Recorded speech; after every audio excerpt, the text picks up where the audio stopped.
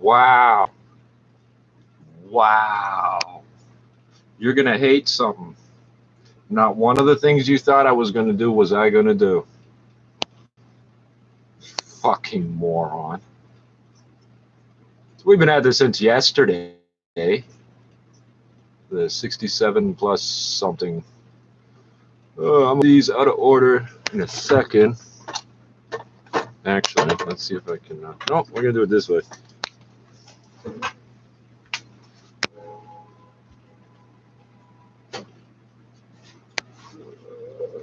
Mr. Hockey Club. There it is. Stay there. There.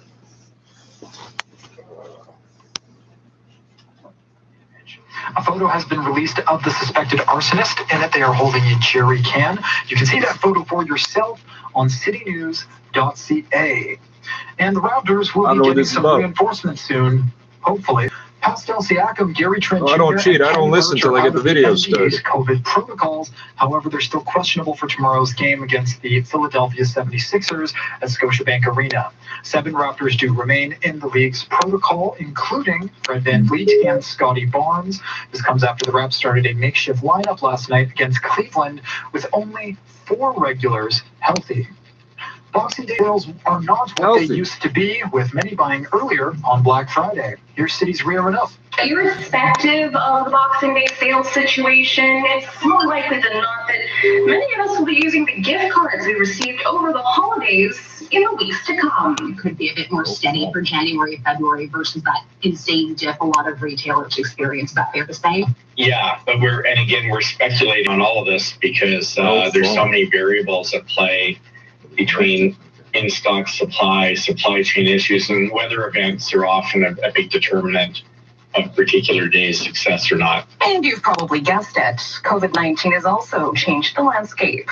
That idea of spiky highs and then lows, there's always it's a landscape because we're explorers and we're dominating the land where everyone owes it to us to give us money. City News. Gas prices are coming up next. From our family to yours. Happy holidays. This is City News 680. Get hooked on both. And they only celebrate this holiday. So much more. Check out their massive showroom filled with an extensive inventory of industrial and safety supplies such as abrasives, adhesives, and lubricants, anchors, storage bins, paints, and I need an abrasive, an adhesive, and a lubricant. Plus a huge stock of DeWalt, Bosch, and Milwaukee power tools. Let their knowledgeable staff source your hard supply items. Volt Plus. Time when the free operated many locations in the Philippines. Better grab a sweater, MCs I'm roasting it, I'm so much better. Not gonna be conceited, just trying to get noticed. But I'll do it regardless of whether my dreams are hopeless. So don't lose focus. No HD, do it for hip hop. So thank God for my ABCs, yeah. And still you know where I'm coming from. When the mic is live, you could call it troublesome. Damn, there goes another one, biting the dust, rapping. Call me your majesty, I took the crown so rapidly. All those rapping after me, best to bring your A game. I maintain the elevation of an airplane. On another level, recognize it's abstract. Sounds good, yo, Matty Hood, bring the hook back. Hey, mama, no, she didn't raise no quitter. Now follow me just like a fan on Twitter. You know I'm gonna hit my pop just like a carrot top. So if you with me, get your goddamn hands up. And mama, no, she didn't raise no quitter. Now follow me just like a fan on Twitter. You know I'm gonna hit my pop just like a carrot top. So if you with me, get your goddamn hands up. Now we've all been through the highs and the lows. Continue carrying on with the rhymes and the flows. Keep your head held high and always stay focused. Make your magic happen and poof and focus. I wave my magic wand and make amazing happen. Ain't the NBA, but you could say I'm full court trapping. Yeah, I got this shit on lock and consistently getting better after each tick-tock of the clock. What do I gotta prove to get it through to you? Nothing in the way of the dreams that I pursue. Everybody needs one, cause once it's yours, it's yours. A wise man once told me that when it rings. And then the bureau, the management officials would attend that, would process everything. And it's happening across the whole country, not only in Beijing, but also in many other cities. Lots of cities are doing that, but they have to make a tailored plan for each of themselves. It's a Right. kind of tailors. It is happening across the country. In fact, the reason why we are talking about this is some more changes are taking place in this aspect. The year 2021 to the year 2025 will be a crucial period of time when Made in China. many cities across the country, they devote resources to further their development in terms of smart city. And can you guys name a few examples? For example, Hangzhou, this smart city. All right. Impressed me so much. I have some research about Hangzhou, and it's very interesting. Back in 2016, Hangzhou came up with this idea with this logo because lots of cities across China are trying to announce their individual plan to build this smart city. But Hangzhou had this logo saying, "Hey, let's give this city a brain," which impressed me a lot. And what happened is, for example, like manufacture. Okay, they have the new manufacture plan, meaning that the on the government side, they want to give a kind of a bonus or encouragement to some of the enterprises which have reached a certain point of contribution to the city's economy, and they would issue some of the bonus each time, but it will take 30 days in the past to just issue the whole process. And now it's just automatically and appraisal with a very consistent system there. And lots of common workers working at the front line, manufacturing line, right? We have the pandemic, right? Each person received 500 yuan of the subsidy from the government, and it was just in the year 2020, right? Yes, I remember stories about this. Indeed, and it's very quick kind of a process without having to run around the city, and lots of things. This kind of thing happen, and most of the time, people's documentary or process about their health care, housing fund, and all kinds of things involved can be done within just 2 hours. For that particular day. In the past, it will take several weeks. So this is a dramatic kind of change. And one interesting thing I want to mention, for example, in a community, when you see the pipe of the water pipe got frozen in the past, you have to call this and call that and ask the people to come over, right? Now it just put in a kind of message on the platform, digital platform, and it's really quick, and people.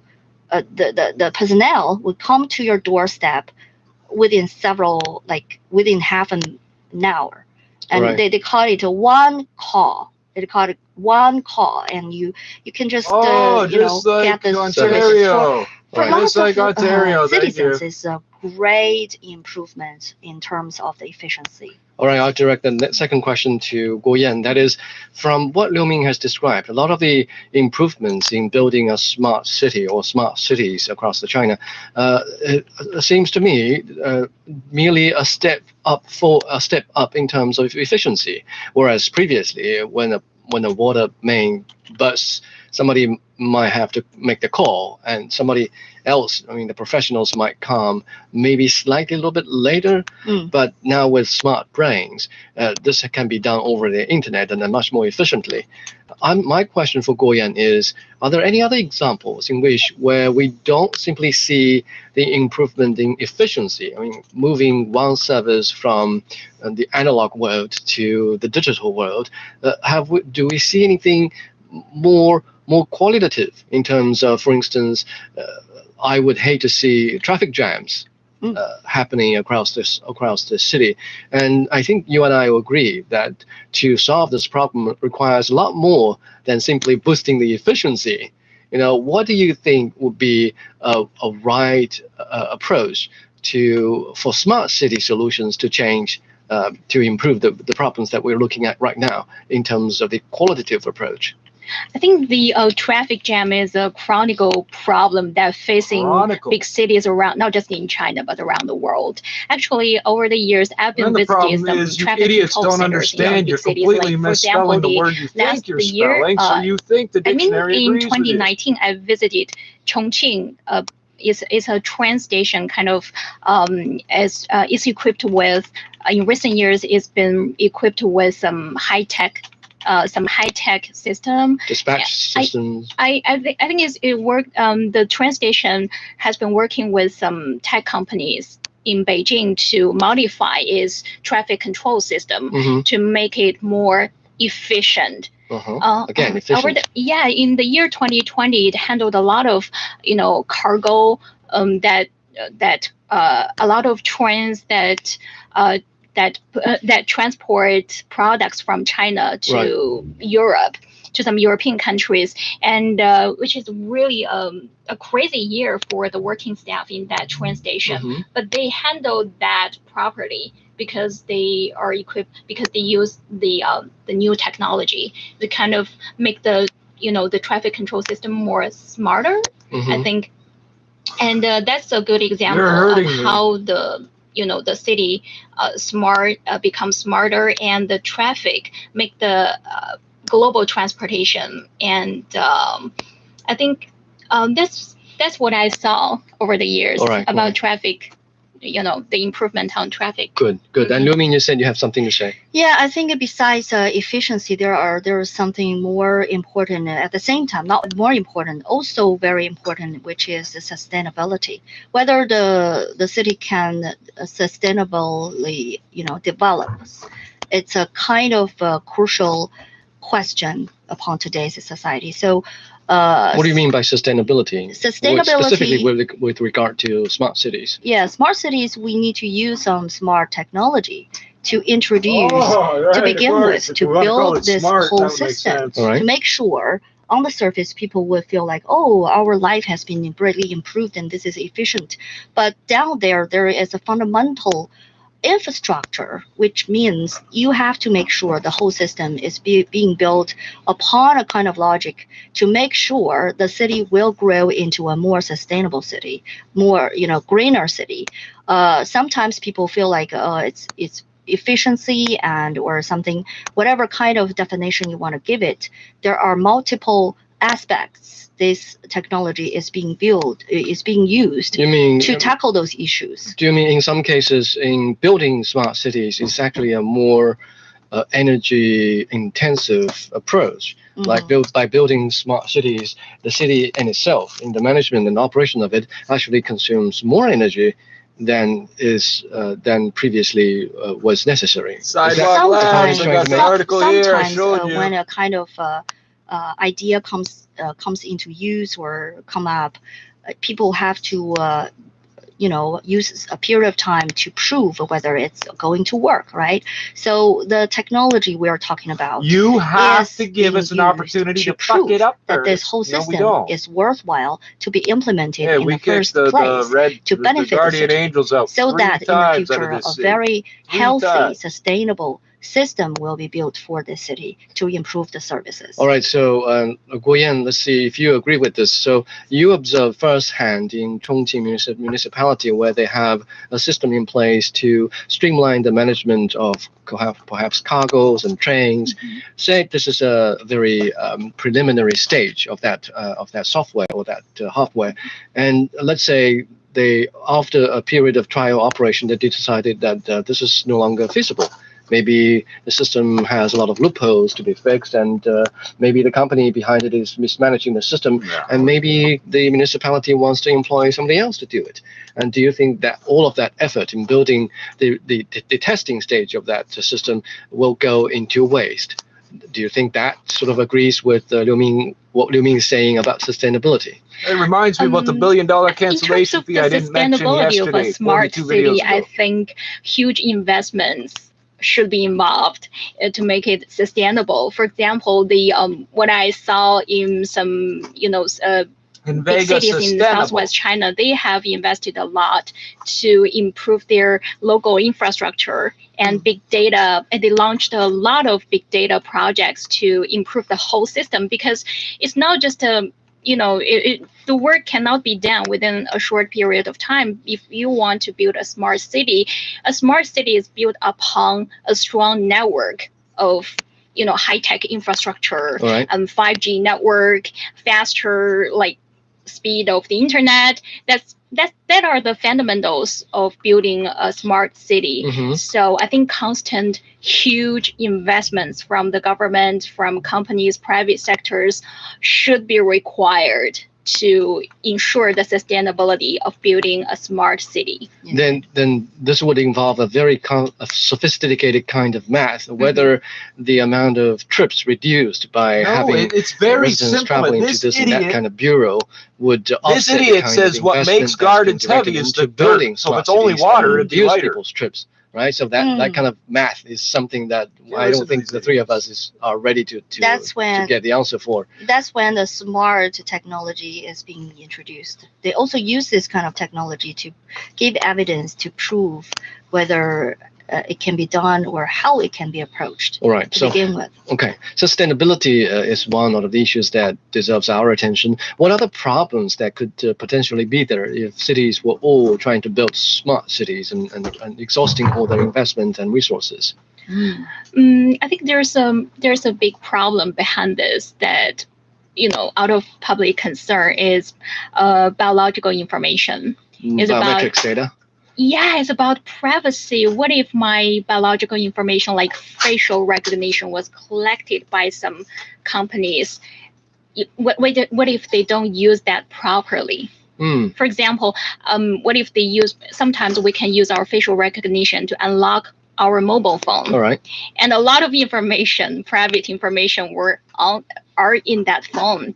What if that is misused?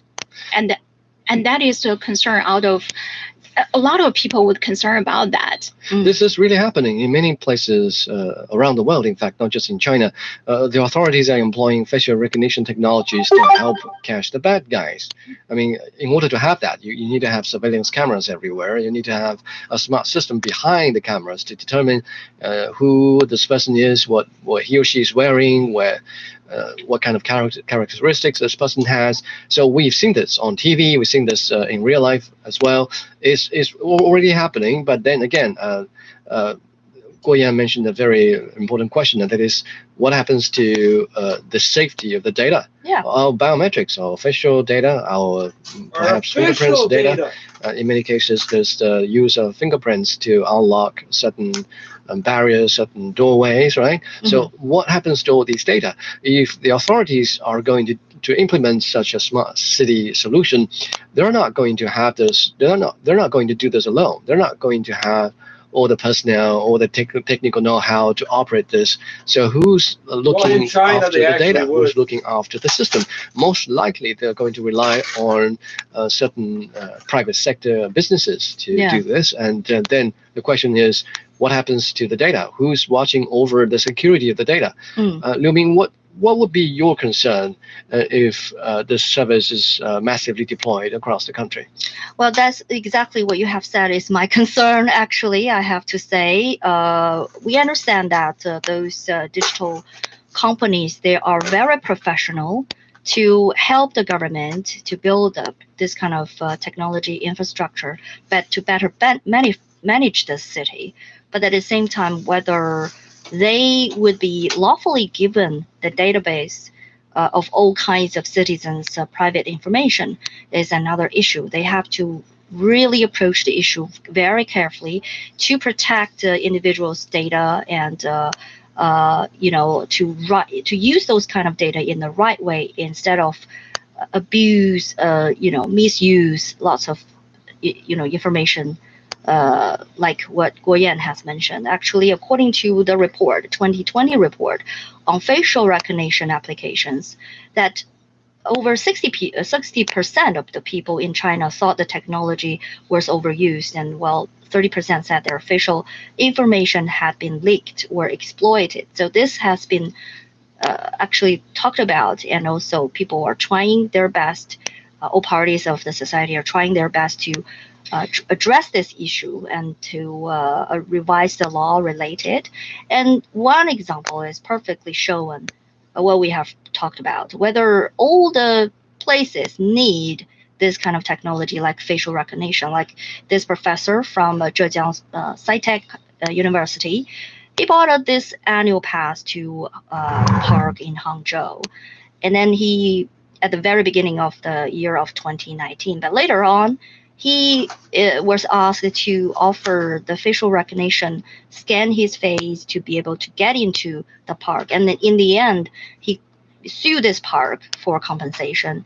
And the court ruling was to favor this professor and asked the park to give the compensation. So you can see that in some areas, you don't have to adopt facial recognition, this kind of technology. So case by case, we have to do some analysis. How far should we go, and what kind of situations we should, adjust our policy or adjust some of the details when we try to use the smart technology. Right, both the survey you mentioned earlier and the court ruling agree and then attest to the fact that perhaps we are not so ready to jump on the bandwagon of facial recognition technologies, and it doesn't have to be abused across the society. And again, let's turn our eyes to the overseas market. Are there any good examples of smart city solutions being deployed in places outside of China? I found some other cities in some overseas countries, like the New York City. The city launched a pilot program that placed hundreds of smart sensors and a low-power wide area network throughout several business districts. Collected data will help manage trash pickup, waste containers fitted with sensors monitor when the cans are full and relay the information to disposal crews throughout the city. Online charging kiosks New York are replacing is very public poorly phone managed. booths to enable They internet run on connectivity. excess I think that's a good Ontario example of how the hydroelectricity smart at cities 2.2 help kilowatts make an our hour. life more And this is why they're running sidewalk labs, and we didn't just do it. Save our time and make our everyday become more, I think, efficient, perhaps. Any other aspects of your life that you hope that the authorities can think of and try to streamline? This is interesting, but I thought we were going to get the Beijing hour. Smart technology, smart city solutions. Well, I think there are lots of things that they need to do. One is they need to draw a very clear line when they cooperate with all kinds of professional tech companies because we have to understand the value. The aim is to provide better life for the citizens, but at the same time, you have to make sure. What the fuck does a multi-billion-dollar corporation give a fuck about actually start deploying? They slow your phone down, telling you it'll make the battery last longer. Technology can, because if you use your phone for 10 minutes, it'll wear the battery out slower than if you use it for 1 minute. Really have to think it through. You're listening to Roundtable. Coming up in the second half of the show, the schedule of students from Zhejiang University has claimed people's attention over the internet. We talk about the use of planning in time management. Stay tuned for more. How are you? What's on your mind? Let's have a heart-to-heart on Roundtable. Ask us anything. We'll help you answer South Africa's Archbishop. Send a voice memo to EZFM Roundtable at foxmail.com. We'll play your question on Roundtable, then talk through it on the live show. Take care. We can't wait for our heart-to-heart with you. Looking for passion? How about fiery debate? Want to hear about current events in China from different perspectives? Then tune in to Roundtable.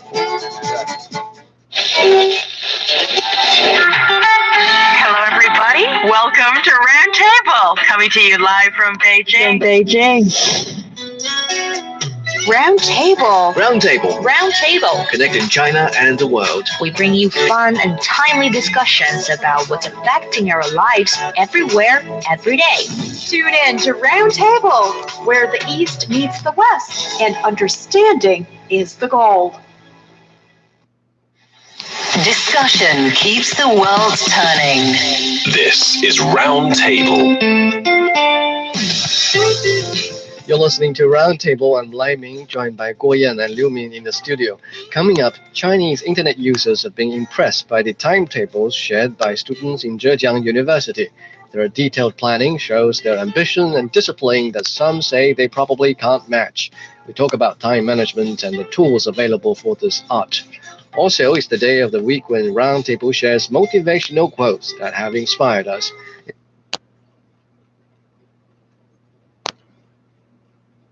Panel, will tensions over Ukraine dissipate? Daily news and analysis. We keep you informed and inspired.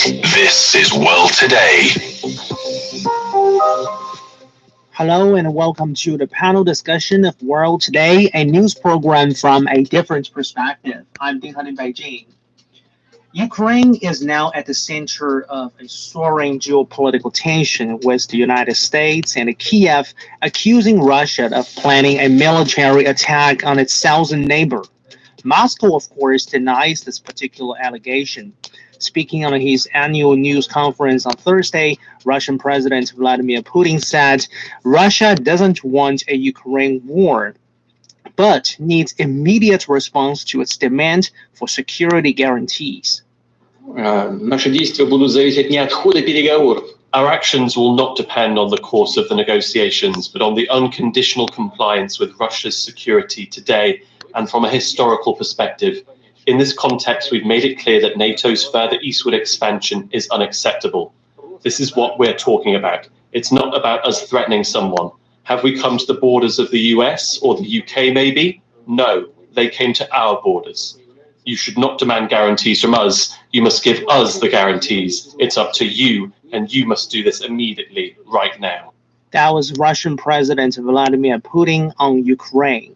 In the meantime, though, there is also a positive note. According to President Putin, Russia has received a generally positive initial response to the security proposals it handed over to the United States earlier this month. And Putin also said negotiations could start early next year in Geneva. So in this edition of the program, we will take a look at the direction in which the Ukrainian crisis is developing and whether there can be a viable solution. So if you want to listen to this episode again or to catch up on our previous episodes, you can download our podcast by searching World Today. Joining us now on the line is Mark Sloboda, a Moscow-based international relations and security analyst. Good afternoon. Hi, thanks for having me. Thank you very much. Also joining us from Britain is Dr. Wayne Grant, Emeritus Professor of Politics with the University of Warwick. Good morning to you. Hello, good to speak to you. And finally joining us here in Beijing is Professor Trippz from China Foreign Affairs University. Good evening. Hi, good evening. Hi. Okay, so Mark, to start with you, let's begin by talking about or by evaluating the real risks on the ground, because a few weeks ago, American Defense Secretary Lloyd Austin issued a statement saying that Russia could invade, let's say, quote unquote, invade Ukraine as soon as early 2022. How do you view such kind of assessment? Well, I think it is indeed an extremely tense geopolitical situation right now. The U.S.-backed Kiev regime currently has about 125,000 troops, which is over half of its entire conscript military on the border with Russia in the area around the East Ukraine, Donbass. Russia, meanwhile, according to the latest U.S. assessments at least, also has close to that number, around 22,000 troops on its side. And according to the numbers out in the last 24 hours by the Russian Ministry of Defense, NATO currently has over 10,000, quote, trainers and advisors, unquote, in East Ukraine alongside the Kiev regime forces. At this point, Russia has said that the refusal by the Kiev regime to fulfill the now 7-year-old Minsk Accords and continuing a frozen conflict that still amounts to artillery shelling nearly every day in the east of the country is a security threat both to Russia and to the region. And we have to remember that the Minsk Accords are now enshrined in international law. They have been accepted by the Security Council, including the 3 Western members, the US, the UK, and France. So, and Russia sees the slow creeping de facto NATOization of the Kiev regime-controlled parts of Ukraine continue, with the UK announcing the construction of naval bases in the region, the large number of troops, and the large amount of very lethal advanced military base in and Palau. NATO military equipment being delivered to the regime, which of course is intended to kill its own people, because that is a civil conflict that has occurred in the country over the last 7 years, with some 14,000 plus dead. Okay, so Professor Grant, what is your assessment of the situation on the ground? Do you think amassing of military personnel, amassing of troops on the border area, on both sides of the border area, necessarily equate to a military conflict in the end? Well, clearly, it is a tense situation, and I think there's always the possibility of further intensification of this artillery shelling, which was referred to by the last speaker. We could see more of that. I mean, I don't think it is necessarily the case, as the US Defense Secretary claimed, that there is going to be an incursion in the immediate future into Ukraine. I don't think that's necessarily going to happen. Okay, so Professor Chu, if we take a look at some of the Western media headlines regarding this particular situation on the ground, usually Western media stories tend to describe the current situation or the current tension as Russian aggression towards Ukraine. So from your perspective, do you think aggression is the right sort of description here?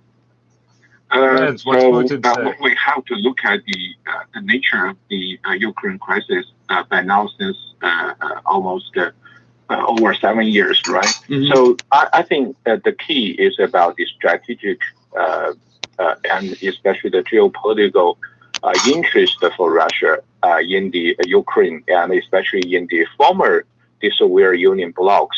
And we know like the Ukraine backlars are the very important geopolitical buffer zones for Russia. So since the 1997 and pre-launch, Ukraine and other the former European, the former Soviet Union republicans joined the NATO. That is the right land for Russia. So if we look at absolutely, we can know, and the Russia has taken over the Crimea, and now there's the military conflicts over the along the borders. So that could be currently the Russia already takes some advantage. But I think Russia's strategic goal in Ukraine is limited. And from the very realistic perspective, is reasonable. So when we look at, and I think when we look at the Russian strategy in Ukraine, it's currently so-called strategic deterrence, and the Russian now use all kinds of policies just deter the Ukraine to join the NATO.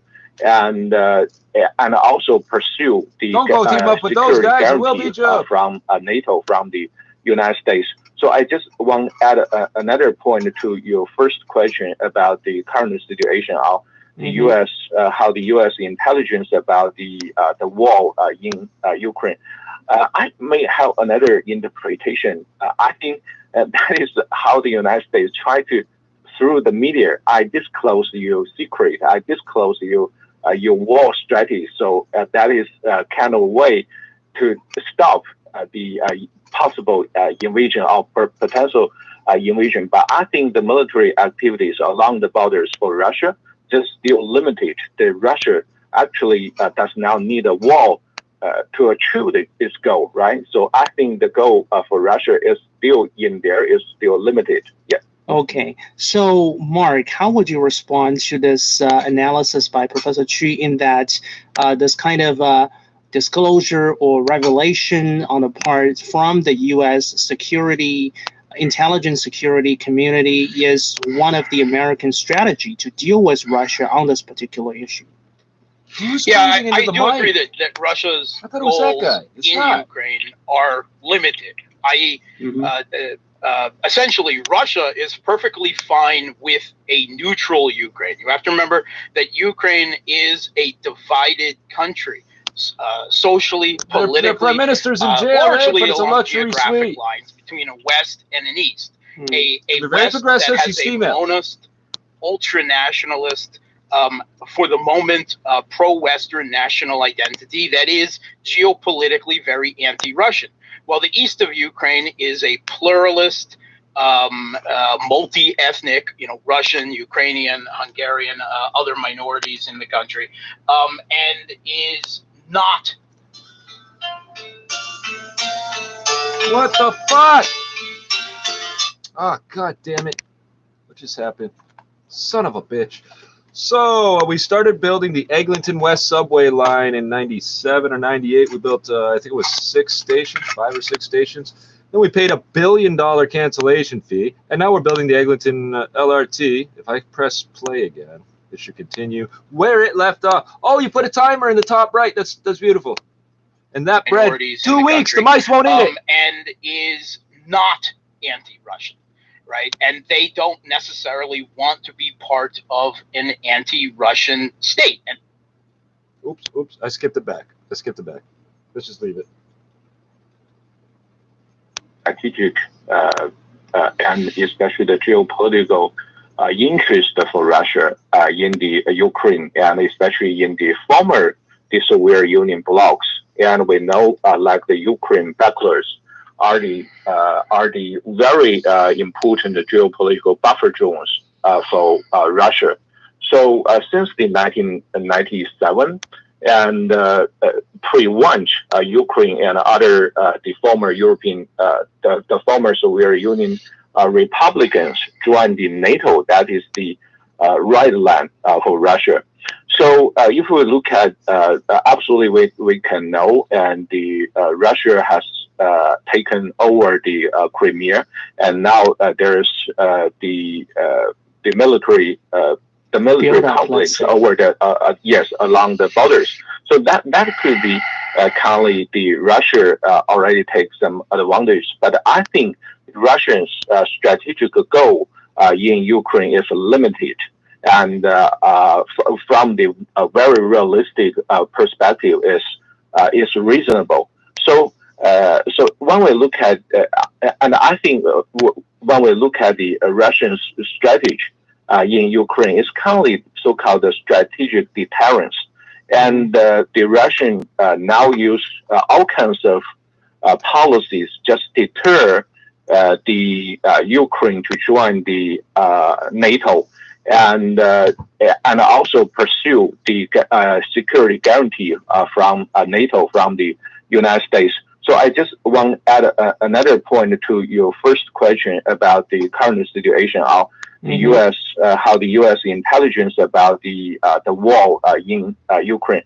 I may have another interpretation. I think that is how the United States try to, through the media, I disclose your secret, I disclose your war strategy. So that is kind of a way to stop the possible invasion or potential invasion. But I think the military activities along the borders for Russia just still limited. The Russia actually does not need a war to achieve its goal, right? So I think the goal for Russia is still in there, is still limited. Yeah. Okay, so Mark, how would you respond to this analysis by Professor Chu in that this kind of disclosure or revelation on the part from the U.S.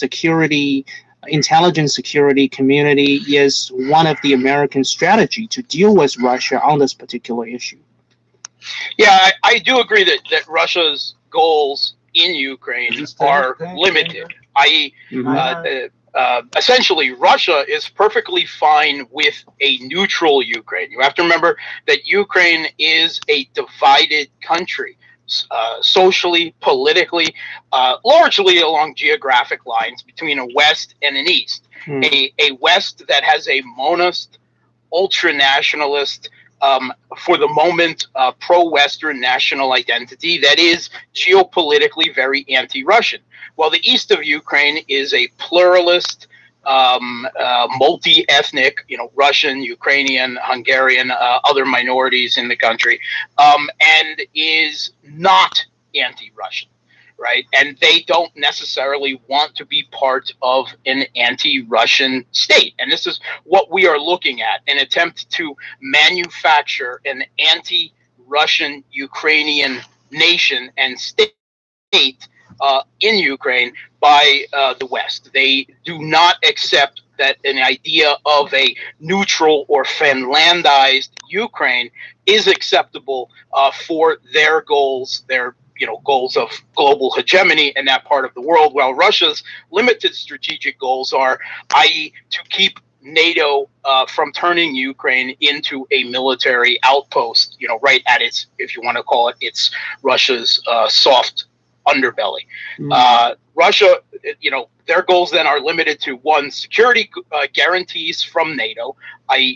Most particularly, although there is a whole host of these that would revisit much of NATO's, shall we say, militant posture towards the East since the end of the Cold War. But most importantly, would have guarantees that Ukraine would not become part of NATO and would not be NATOized informally with, be a de facto military means. And they also want that the Minsk Accords would be fulfilled so that the regime in Kiev that seized power in 2014 finally politically reconciles with the east of their own country. Until then, Moscow will never consider the U.S.-backed regime in Kiev to be fully legitimate. And that's what they're looking for. But I do disagree with both of our prior commentators. I think that if Russia does not get guarantees that both of these limited goals are happening in the near future, I think it is actually seriously considering a further military intervention in Ukraine. It is not something that has been fully decided on, but there are capabilities that have been put in the west of Russia, at least according to U.S. intelligence analysis, and I agree with this, that while not massed along the Ukrainian border, do provide the options to then begin that process. And I think if we're taking a look at the language that has come out of the Russian foreign ministry, particularly Ryabkov, the deputy foreign minister, we see comments that unless these two things, the Minsk Accords and security guarantees from the U.S. and NATO, are met, that Russia will consider military technical countermeasures. Now, what does that mean? That is deliberately vague for a reason. But I do believe if we were to look at it in terms of U.S. government and military rhetoric, we would see something along the line of Russia saying that all options are on the table. Now, Professor Grant, do you think Russia needs a war to achieve its geopolitical and strategic goal regarding this region or the Ukrainian issue? Well, I think Russia would prefer to secure its objectives by negotiation. But of course, as has just been said, it does have military options which it could use if it felt it wasn't making satisfactory progress. I mean, unfortunately, I think there have been certain parts of the Western media which have tried to intensify this crisis by using terms like aggression, which are emotionally loaded and which don't take account of the complexity of the situation in Ukraine. As has been pointed out, there are important differences between the east and west of the country. I mean, I don't think the Ukrainian population in general is anti-Russian. There may be people in leadership positions in Ukraine who take that kind of position, but I don't think they're representative of the population as a whole. There's no doubt, Russia would like to secure a negotiated solution if it can, but if it can't, then it may have to resort to other methods. Bullets cost money, So, Professor Chu, from Vladimir Putin's perspective, what does Ukraine mean to Russia, in your opinion? So, by now, I think the first that I already mentioned, that is the geopolitical, they're the geopolitical interest in Ukraine, and that is to prevent the eastern expansion of NATO. This is the first. And second, I think so by now, that is also the confrontation of the difference. The differences between the Russia and the West, and especially the United States. And that is a test stone for Russia to look at the test stone for Russia to look at how the United States and how the NATO to look at Russia and whether or not they still treat Russia as a threat.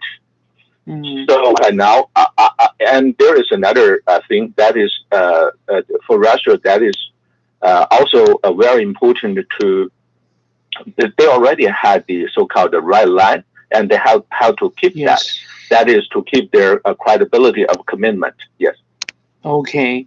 Now, Mark, how would you assess, let's say, this security order in Europe since the end of the Cold War, let's say? Because I'm raising this question because one category of analysis basically suggests that President Putin, he is viewing Ukrainian crisis as an opportunity to overturn what he perceives as the unfair, unjust post-Cold War security order in Europe.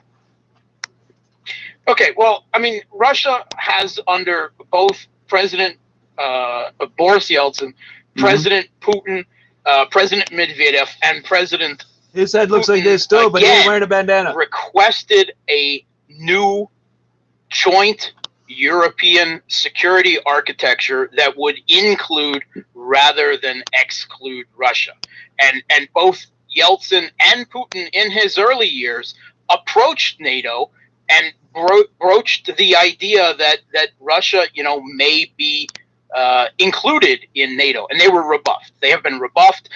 Medvedev's, most recent suggestions about a joint European security architecture that would include Russia as well were mocked. They were laughed at. They were never taken seriously because the United States dominates European security through the transatlantic relationship through NATO. They will brook no contestation for their hegemony over Europe by another great power that would be involved in the same institutions, namely Russia. Basically, the neighborhood is not big enough for both Russia and the United States. And you have to remember, why was Russia created? It has often been summarized as to keep the U.S. in Europe, to keep Russia out of Europe, and to keep Germany down.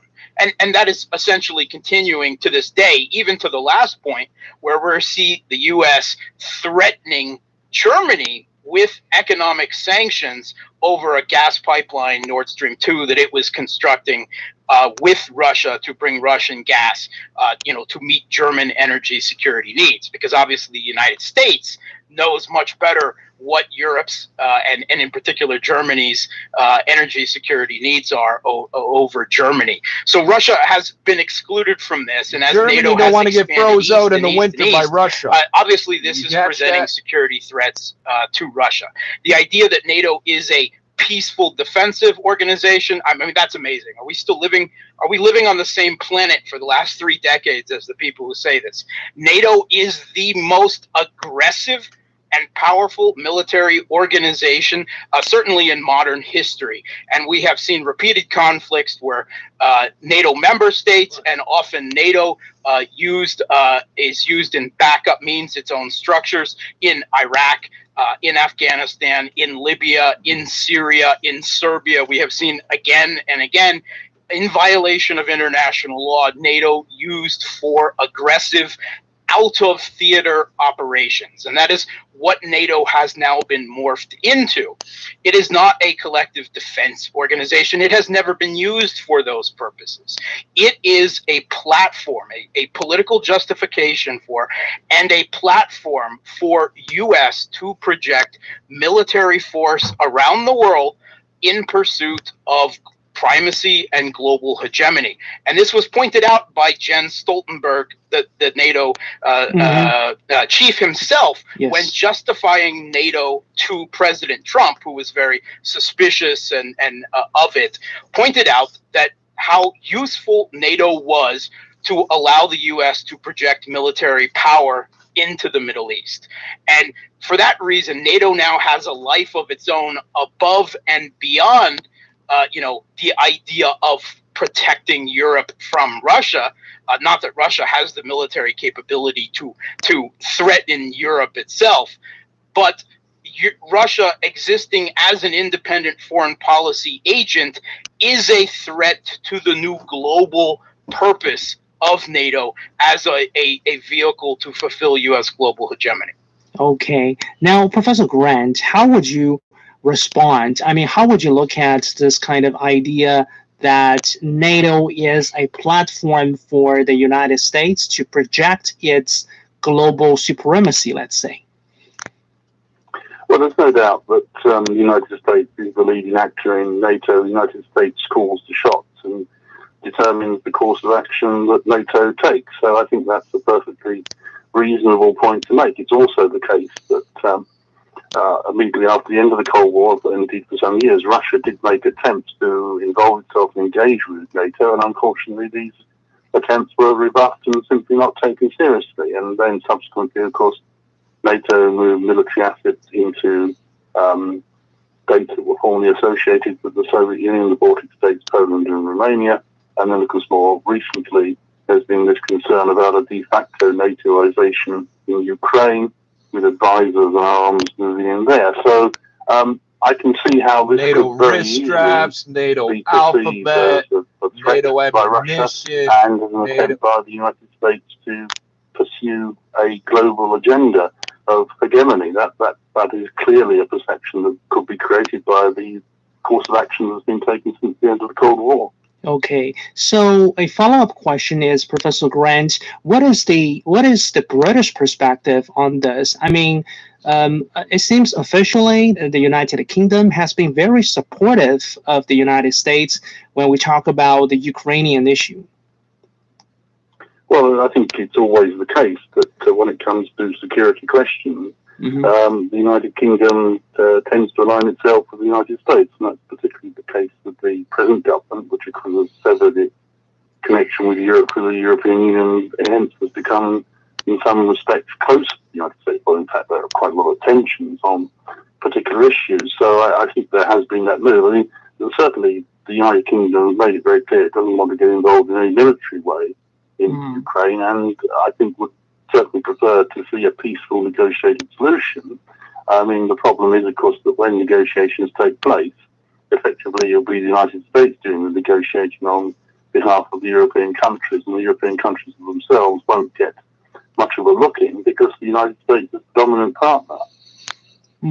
Okay, so Professor Chu, we still have 1 minute before we need to take a short break. Do you have any points to make regarding this NATO role? Yes, definitely. I agree with Mark. And the NATO definitely, that is a way for United States to project its power in Europe. And by now, when we look at so now I think what is problem in Ukraine really pose a question of the United States for a European country and for Russia, and how to rebuild, how to reframe the security order in Europe. And we know that even by now, and especially since the 1997, and the United States treat the Russia really as a threat to the European security. So I think if they want a better solution, and they need to think about this problem. Yeah. Okay, thank you very much. Let's take a short break here. Coming back, our discussion will continue. Stay tuned.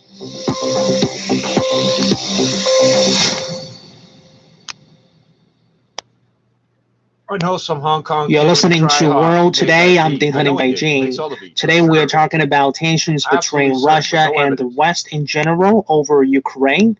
Obviously, this is not a new problem right now, but the development over the past year in 2021 seems to have raised a real concern about a possible military conflict, at least from a media perspective. Joining our panel, Mark Sloboda, a Moscow-based international relations and security analyst, Dr. Wayne Grant, Emeritus Professor of Politics with University of Warwick in Britain, as well as Professor Trippz from China Foreign Affairs University. So going back to our discussion, so Mark, you are in Moscow. I mean, domestically, if we talk about Russia's Crimea takeover back in 2014, it has been seen as a very popular action by Kremlin domestically in Russia. Over the past 8 years, public support about this move has hovered between 84% and 86%. So when we talk about Russian general public's attitudes towards the Donbas region in eastern Ukraine, is that also the case? Yeah, okay, so first of all, I have to make a full disclosure note at this point. I'm in Moscow. However, I was born in the United States, and I am a U.S. military veteran of the Navy nuclear engineering field, and I participated in multiple NATO military operations as such. -1. City News Time, 9:03. Mervish Productions is permanently ending performances of their most successful musical at the Royal Alexandra Theatre. In order to bring you Harry Potter and the Cursed Child, I kid you not. Even more, I think, relevant, my wife is Crimean. My in-laws live in Simferopol, and we have family all across East Ukraine as well, including in the Donbass, Kharkov, and Odessa. So that while that certainly gives me strong personal opinions on what is going on in that part of the world, it also gives me, I think, a unique insight that is often completely neglected in Western media in particular, who regard the people of East Ukraine, the Donbass, as having no agency whatsoever. The people of Crimea, must be said as well. They have no agency, while the U.S.-backed regime in Kiev has full agency. So they never actually consider or listen to the opinions there. And it is true that the actions that Russia took after the Ukrainian government was overthrown to facilitate the referendum in Crimea, where the Crimean people voted overwhelmingly, my wife among them, to reunify with Russia, to get out of Dodge, out of the madness of this new Ukraine, when the government that they had elected democratically was violently and unconstitutionally overthrown with, quite open, obvious Western support. I mean, the most blatant example of political meddling that you can really think of. This move was extremely popular in Russia, and of course it was extremely popular in Crimea. And you don't have to believe the Russian government's word for that, because Pew, Gallup, GFK have all done polling in there that confirm the results of the referendum, and public opinion there continued to be high support. In fact, in many ways, you can say that the people of Crimea are more patriotically pro-Russian and in favor of Russian government policy with regards to Ukraine and former Ukraine than many Muscovites are, which Moscow is actually the most liberal city in Russia. As to the Donbass, the Russian people, again, there is a lot of intermarriage, a lot of family ties in East Ukraine and Russia on both sides of the border. It's really not easy to say, if someone is ethnic Ukrainian, ethnic Russian, there is so much intermarriage and connection there. And we've had a president, involved in the conflict, say that Ukrainians and Russians are essentially one people. And I'm not talking about President Putin there. I'm talking about the current comedian turned president of Ukraine, Volodymyr Zelensky, who said this before his election campaign to become president of the putsch regime in Kiev just a couple of years ago. Although he has completely changed his tune on that score since he became a kind of I would say held hostage by the regime that he is now the ostensible leader of. As for whether Russian military intervention in Donbass would be as popular as Crimea, well, we have to remember in Crimea no one died. All right, there was no death that resulted from that. If there was a further Russian military intervention in Ukraine, almost certainly there would be deaths. Russia does not want that, because Russia, as our other speakers have pointed out, wants a diplomatic solution to all of this. It does not see its fight with the Ukrainian people. It sees its fight with the Western-backed regime that has ensconced itself in Kiev since 2014. It still hopes to win over the hearts and minds of the rest of the people of Ukraine, at least the majority of them, probably not West Ukraine. At the end game of this conflict, and any military intervention would cause deaths. Neither Russians nor Ukrainians as a people want that.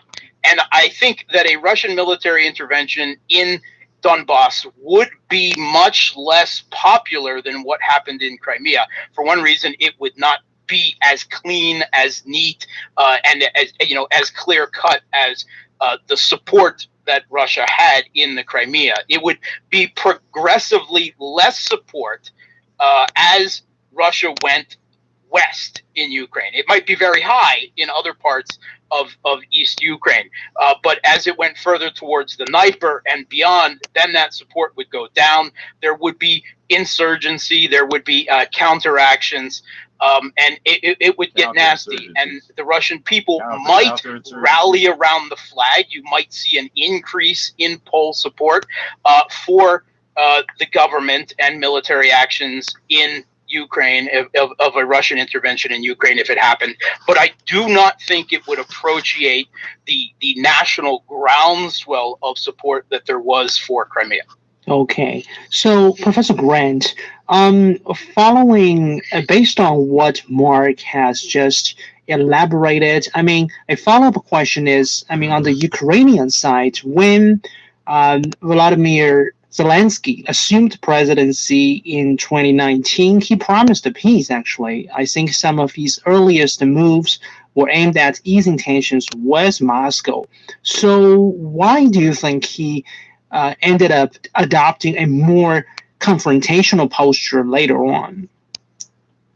Well, first, I'd like to say I think that Mark has hit the nail on the head, there's no doubt.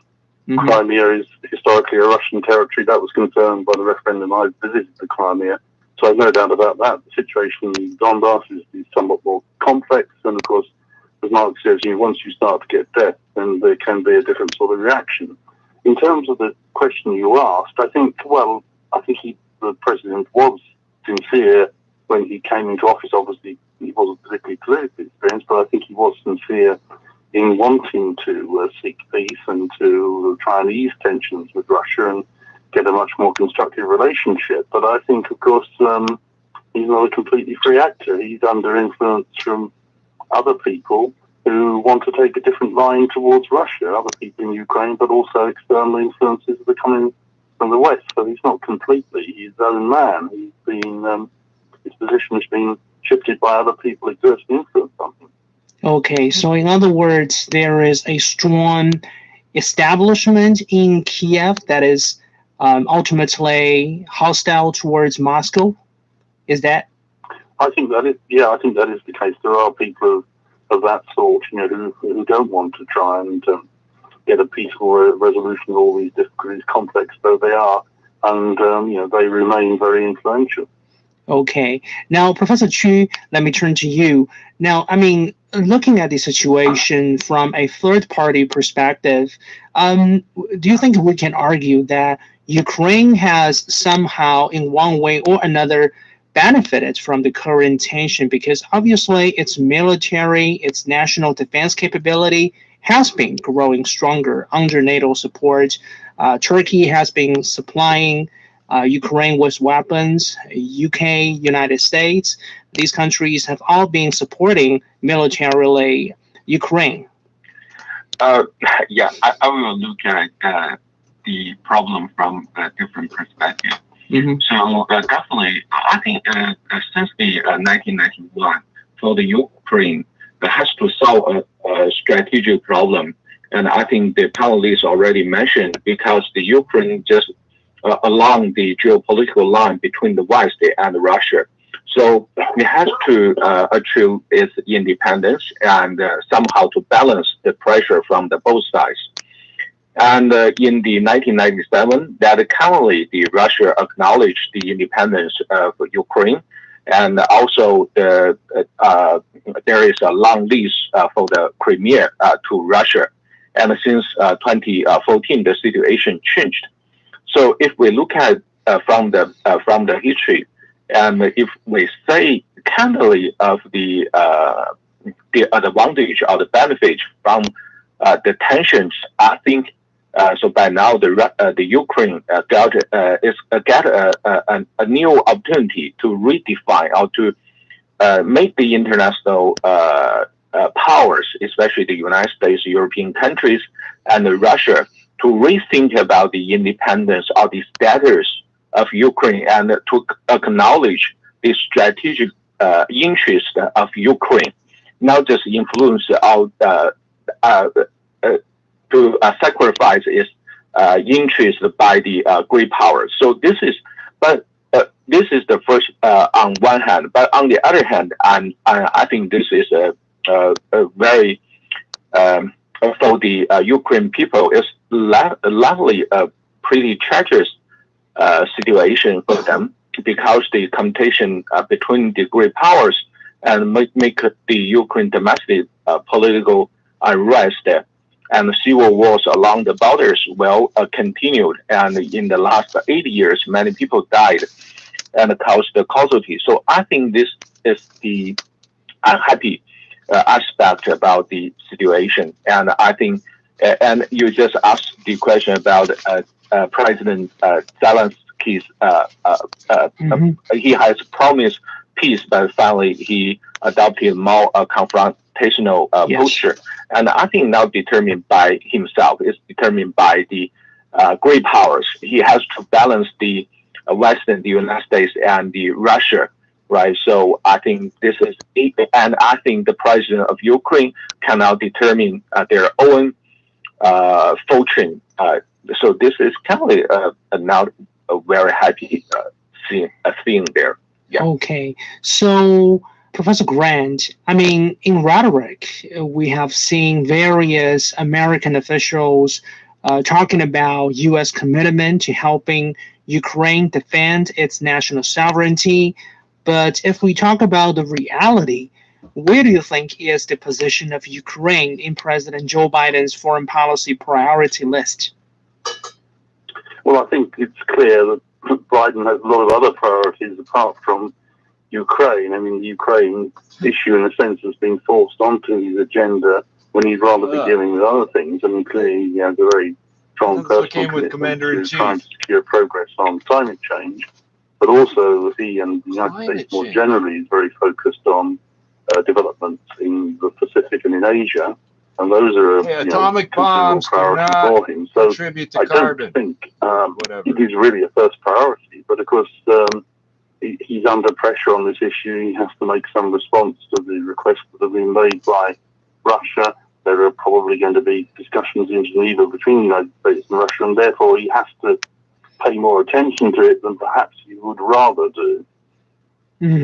So, Mark, what is your thought? I mean, somehow, if we think about the scandal that led to the first impeachment of former President Donald Trump, we can probably argue that Donald Trump abused Washington's ties, particularly security ties with Kiev, for the sake of his own domestic political gains in this battle against then the candidate Joe Biden. So do you think when Kiev assessing the level of U.S. commitment to its defense, do you think Ukraine should take Trumpism and other kind of U.S. domestic politics into consideration?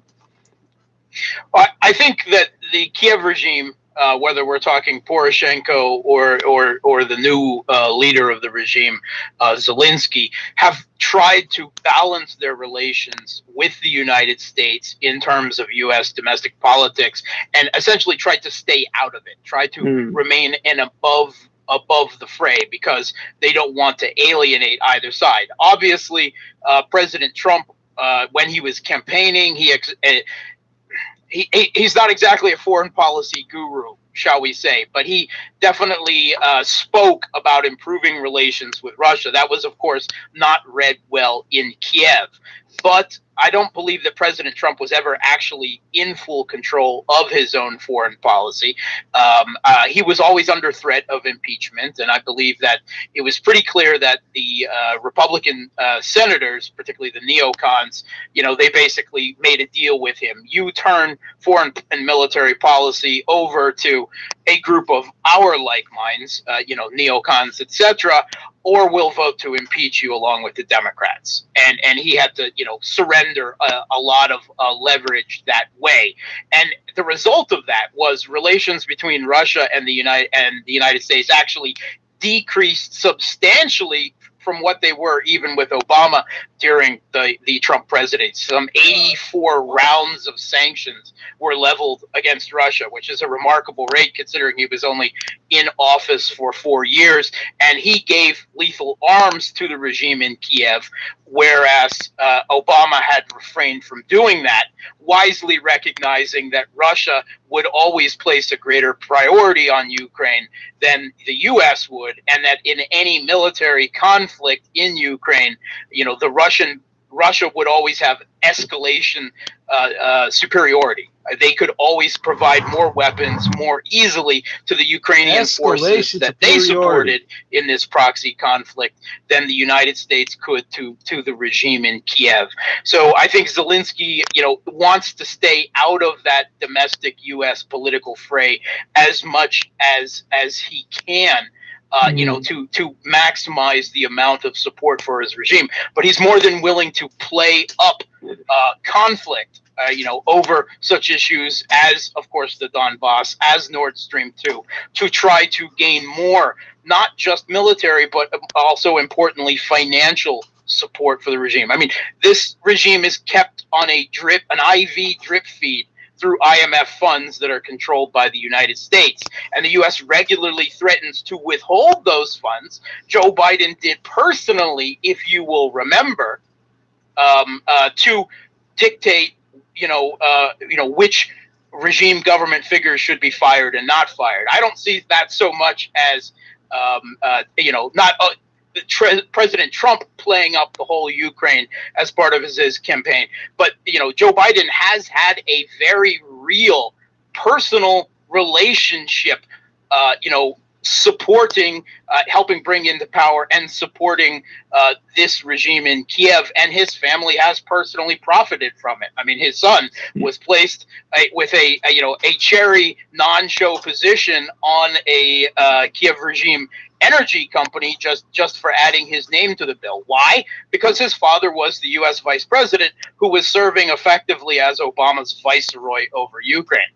So, I mean, Biden stepped into that cesspool all on his own. In fact, I think the media, if it hadn't been Trump, making the accusations, should have paid far more attention to it than they did. They basically said that any discussion of quite real corruption that is involved there would be aiding Trump. So they just refused to even talk about it and just dismissed this very real situation as Russian disinformation. Okay.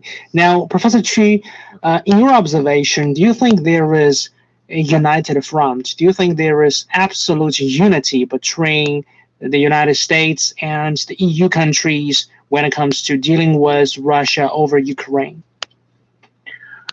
Yes, definitely. I think for the United States and the European Union, they try to show their unity, their their common policy on Ukraine, especially toward Russia. But definitely the differences between the United States and the European Union, because they have a different general or overall the strategic goal. So by now, and especially the panelists already mentioned about the whether or not the Ukraine issue, to what extent the Ukraine issue on the United States foreign policy a priority list. So even not so much, and especially when we look at about the U.S. grand strategy, and that is how to dealing with so-called the rise of China, and so now try to shift this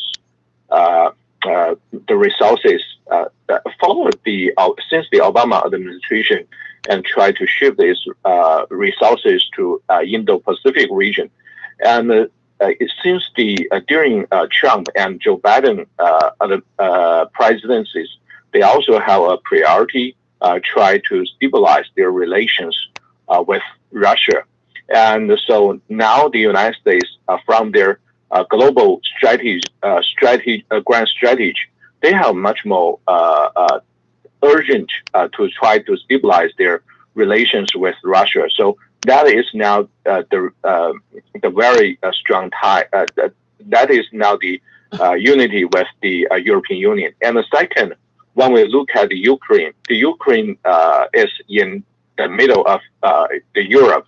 If there is a war between Russia and Ukraine, the really consequence will on the European countries. Yes. So for the European countries, they're really concerned about a war between Russia, and especially a relatively longer war with Russia. And the third, that is about the commitment, right? The European Union, they have much more stronger commitment for the Ukraine. If definitely there will a war, the European Union definitely has to solve a solution to somehow to engage in the conflicts. But the United States, the Trump and Joe Biden, they may just try to so-called the global retrenchment. They try to reduce their global responsibility. So it's kind of different from the European Union. And the last point I want to make, and for some the strategic realists of the United States, especially the expertise, experts, they just say the Ukraine crisis now. They blame the European Union. They try to so-called to support so-called pro-Western governments or interest groups within the Ukraine, and then make the crisis so far. Okay, so Professor Grant, there is a realistic question here. I mean, let's suppose if Russia militarily attacked Ukraine one day, I would presume that the United States and European countries will, of course, slap new sanctions against Moscow. So in this regard, how much leverage does the West hold at this point? Is the West still capable of doing something that will cause severe consequences for the Russian economy? Well, I think there are things that the West could do, but there are also limits to what the West could do. I mean, the United States has been saying, well, there should be sanctions against gas and oil exports from Russia, but of course that's not really practical from a European point of view, because 40% of the gas in Europe comes from Russia, so they're hardly likely to go along with that. I mean, there has been talk about excluding Russia from the International Bank Payments Exchange System, SWIFT, and that will clearly pose problems for Russia. But I think you know what the backlash of that will be, the opposite reaction? And I think to some extent, although briefcases of American dollars and Canadian dollars and euros bring forward a sort of facade of unity on this issue, in fact there are tensions underneath the surface. And certainly if, as seems likely, the United States starts to engage in talks with Russia in Geneva, then I think there are concerns in Europe about what might actually come out of those talks.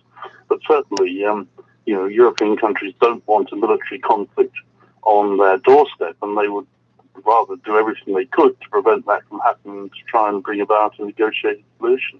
Okay, so Mark, we still have 2 to 3 minutes before we are to wrap up this particular panel. I mean, both of the previous two panelists have talked about that at least the European countries don't want a war with Moscow over Ukraine. So, looking into the future, do you think it is a realistic wish that a solution to the Ukraine crisis could be negotiated?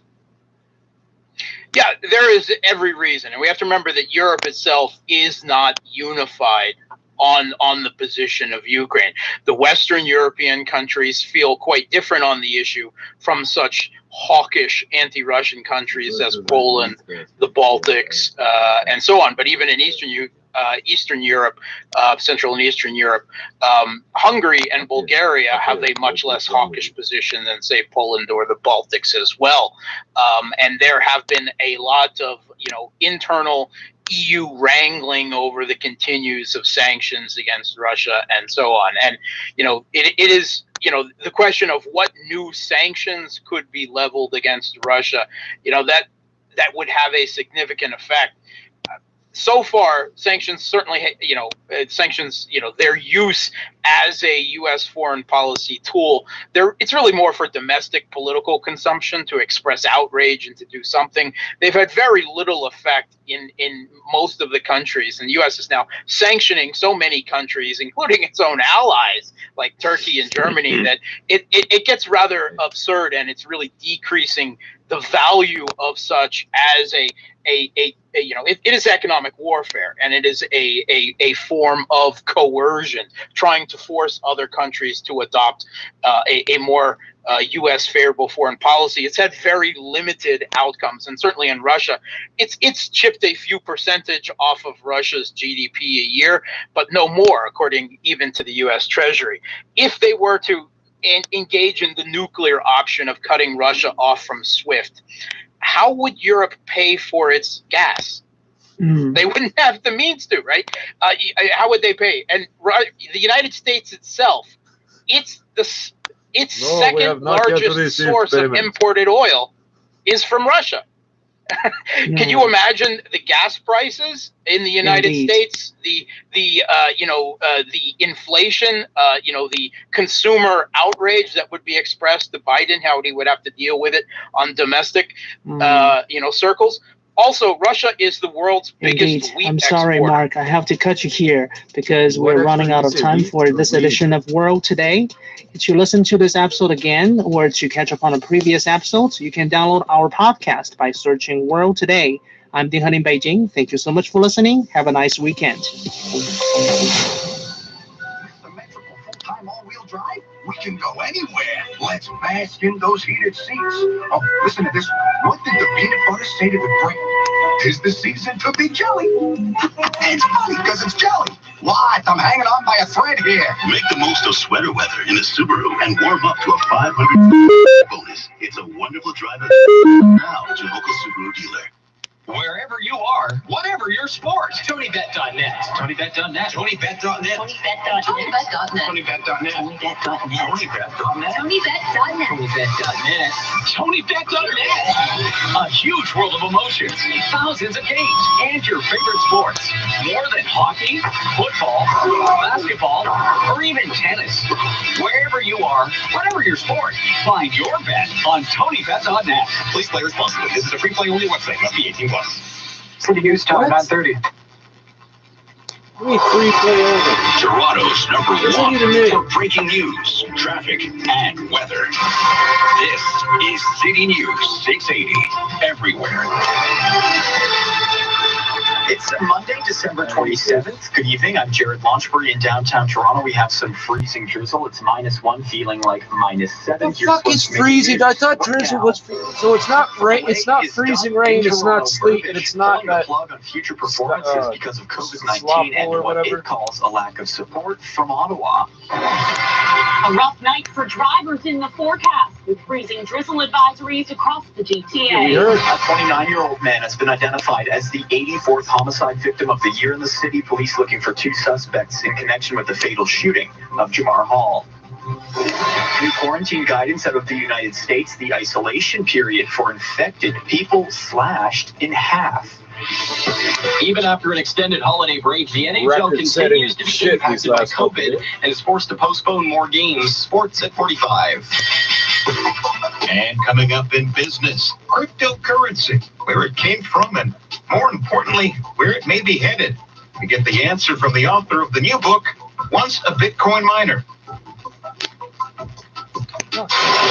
City News Time 9:31. Now traffic and weather together on the ones with an update. Here's Colette Desjardins. This report brought to you by Diamond and Diamond Lawyers. Give yourself plenty of time if you're heading out. Freezing drizzle, in effect, causing slippery road conditions. Right now, I'm just looking at the MTO compass cameras. We've got one problem that's on the go. It's on the westbound 401. It's west of Markham. The transfers from collectors to express, they're now closed, all because of a collision. We've got emergency crews on the scene. Otherwise, the rest of the major highways all in pretty good shape. I haven't seen any problems on the Gardner Expressway into and out of the downtown core. That's same for the Don Valley Parkway, looking good between the Gardner and the 401. It looks as though motorists are still traveling at a normal speed, but watch your speed. As I mentioned, we've got this freezing drizzle. It can certainly cause slip conditions. If you've been injured in an accident, your suffering and expenses could be completely Was it on purpose, damn it? Call Diamond and Diamond Lawyers for a free consultation. The number 1-800-567-HURT. Your next report 9:41. Right now, let's get an update on this forecast, this freezing drizzle. Here's Carlin. Yes, thanks, Colette. Yeah, it's definitely one of those situations where it is definitely a slick commute all across the region, and especially for those surfaces that have not been treated yet. A lot of the major highways, the crews have been out tending to those, but perhaps your driveway, your side street, or your sidewalk has not been treated yet, and that is the big concern as we head into the overnight and tomorrow. It's just going to be very slippery out there. Pockets of freezing drizzle. Raiders having a hard time picking it up because drizzle, the difference between those two, the droplets are so small with freezing drizzle, so it definitely is hard to. Oh, so it's like an ice mist. So that's what we're up against. It's like catching a Slurpee in the fucking face, eh? At 110. By radar, that it's causing an issue there. But again, we still do have some of it. It will move out by about midnight. Yeah, how much you want for it? Dropping down to -1, and then temperatures tomorrow head up to 2 degrees, mostly cloudy. Right now, -1 appears to -1. I got Tim Hortons cups. Is -1. City News Time 9:34. The show will not go on. COVID-19 and the Omicron variant leading to the permanent shutdown of the most successful Canadian musical of all time in the city. True, we talk about that on the show. But I think to suggest anyone should be taken off Twitter or silenced because of using a phrasing like that, to me, is very dangerous. I agree with you. I mean, our political language is full of metaphors. Like if we were to say, let's go out and beat the mayor the next election, that doesn't mean let's go after the mayor with a baseball bat, does it? Right. Mm-hmm. You know, or if we say that someone should hold the premier's feet to the fire, that doesn't really mean we want to burn him. And likewise, if you say the prime minister should be tarred and feathered for having made a mistake that's going to cost children's lives, not on a rail, that doesn't mean that Jugby Singh and Aaron O'Toole should pin him down and come at him with tar and feathers. Twitter is being far too literal and treating this as incitement to violence, which is ridiculous. But the thing that I find bizarre, less strain on the hospital system.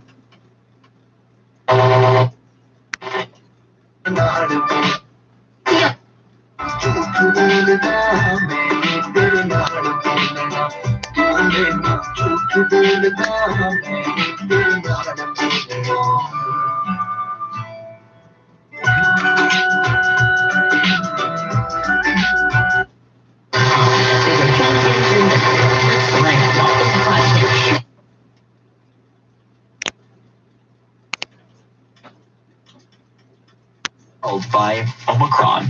COVID-19 continues to spread through Quebec, the province now asking everyone there to limit contact. Quebec's health minister urged people to reduce contacts after the province saw hospitalizations climb by more than 140 over a 4-day period. Christian Dubé said on Twitter that 320 people were admitted to hospital, while 179 were released between December 22nd and 26th. He noted admissions are rising, with 93 people entering the hospital on Boxing Day alone. Nicole Reese, the Canadian see, they don't Press. give us statistics like this, so I wasn't ready for that. Booster shot. It's the City News 680 Shot Spotter. Not to be confused with the gunshot first alert system or whatever it is.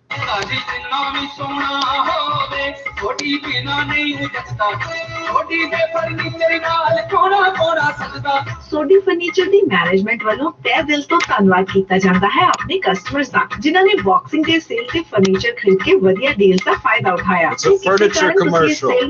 I'm rocking out dancing to the furniture commercial. Yeah, that's Sodhi furniture 3 ਸਾਲ ਦੀ DJ Leon. Bad boy, no money, right? 905-874-7171 ਹਾਂਜੀ ਕੈਮੋ without ਬੈਮੋ ਸਤਿ ਸ਼੍ਰੀ ਅਕਾਲ ਜੀ ਮੈਂ ਹਾਂ radio ਵਾਲੀ ਖਬਰ ਤੇ ਤੁਸੀਂ ਤੇ ਮੈਂ ਕਰਾਂਗੇ ਬਹੁਤ ਸਾਰੀਆਂ ਗੱਲਾਂ ਤੇ ਸੁਣਾਂਗੇ ਪੰਜਾਬੀ ਗਾਣੇ ਸਰ ਪ੍ਰੋਗਰਾਮ ਸੁਰ ਪੰਜਾਬ ਦੇ ਵਿੱਚ Monday to Friday event with a wind chill of -12 and tonight we're hovering around the freezing mark.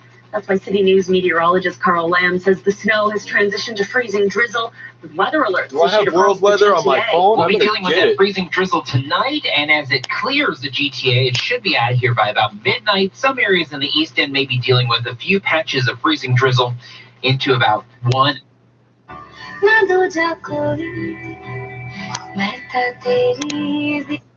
Morning, because side streets are going to be very doubtful.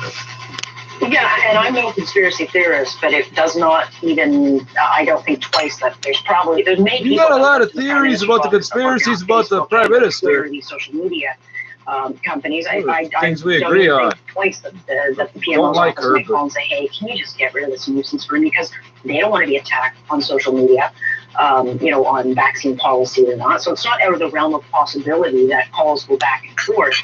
But the issue you now face is your account looks like it's back up, but you still can't use it.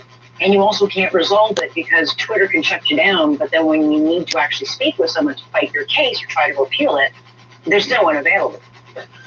That's right. And Twitter just hides from the consequences of its choice. So you follow along. I got banned today or yesterday for saying that people called me nigger. Well, that's a little bit defamatory. I'm not allowed to tell anyone Well, a lot more defamatory that I get called and nigger. dangerous than using a term like tar and feather. I'm not allowed to tell anyone. A pedophile actually can destroy someone's reputation.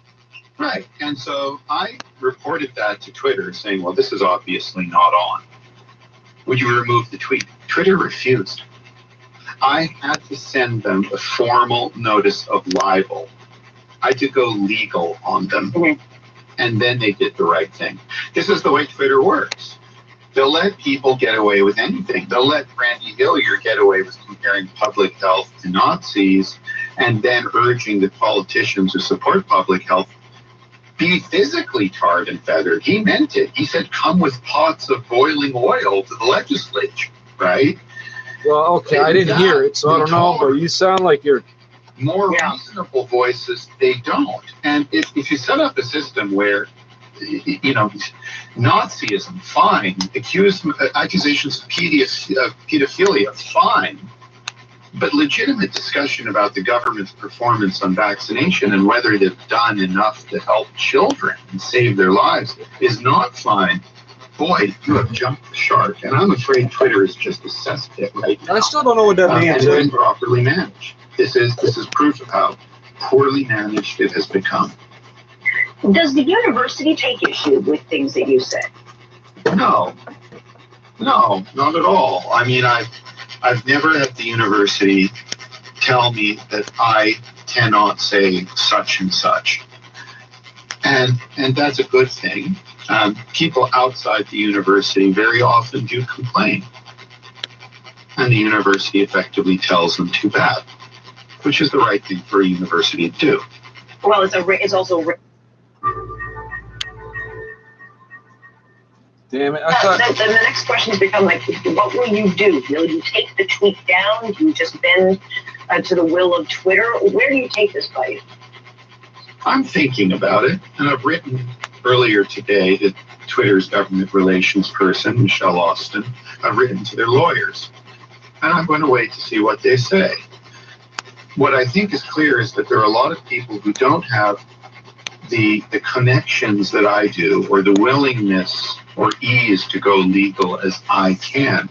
People who are more vulnerable. The people whose lives could be destroyed if somebody decided to call them a pedophile. I don't see justice for those people. And that's why I'm not just taking my opportunity to get back on Twitter and running with it. I think Twitter and I are going to have a little talk first, and then we'll see what happens. Nonetheless, we will stay tuned, and again, whether I agree with you or not is not the issue. It's the fact that you live in a country that's supposed to be a democracy and one of free speech, and so therefore I will stand on the side of free speech always.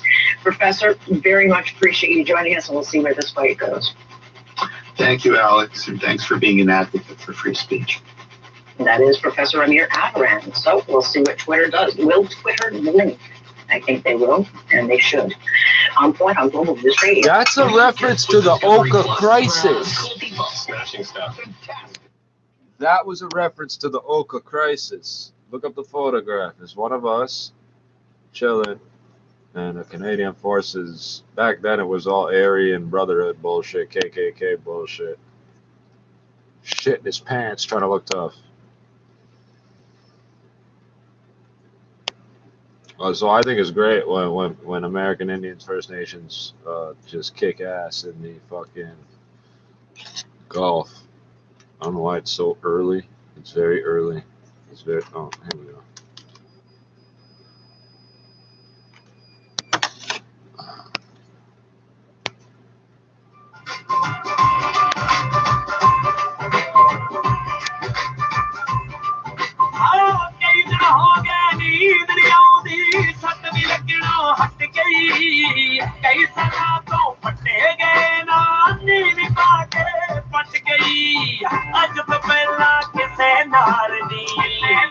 Fuck, too bad I can't use the water pipe.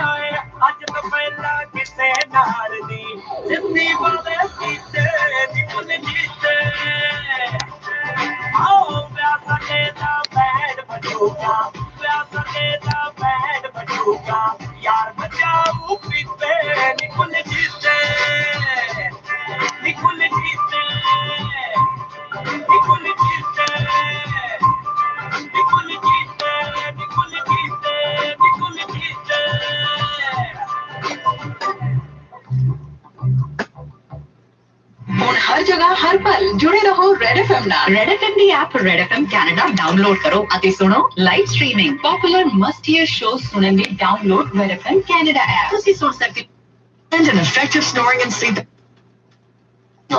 Your future self awaits. Learn more at learn.utoronto.ca. Did you know 1 in 5 Canadians struggle with their mental health? We all deserve to live, laugh, and love life. I'm Dr. Leo Steiner. I've been treating mental health patients for over 30 years, and I'm really excited to tell you about recent breakthrough science called TMS. TMS stimulates the brain to help lift that heavy cloud of sadness without medication. Too much sadness. To find out if it's right for you, I'd like to offer you a free consultation. I don't know what this is, YouTube. Please don't punish me because I ran to it this run. I don't know what this is. Review purposes. Does anybody know what the fuck he's talking about? Is that some new electroshock shit or something? Some freezing drizzle and 0 feeling like -7. Good evening. I'm Jared Launchbury. Here are the top stories this hour. An end of an era. Everything's wet, but you're Theater Mirvish has announced the permanent shutdown of Come From Away. Mirvish says it no longer makes financial sense. This comes after the show restarted on the 15th, only to be hit with a COVID outbreak backstage. In a statement, David Mirvish called out the federal government for a lack of support during the pandemic. The show will go on in the U.S., UK, and Australia. If you had tickets for upcoming shows at the Royal Alexandra, you'll receive a refund. There's a spy story there. There's a spy story. Five Eyes. We have some changing weather conditions. Five Eyes of Ed Murphy. Honest If you have any more holiday plans or are just out and about, next report coming up at 9:51. City News Time, 9:45. Because if it's in Australia, people in New Zealand will see it. Probably. Time now for sports from Sportsnet 5. All right, you gonna let it run through this time?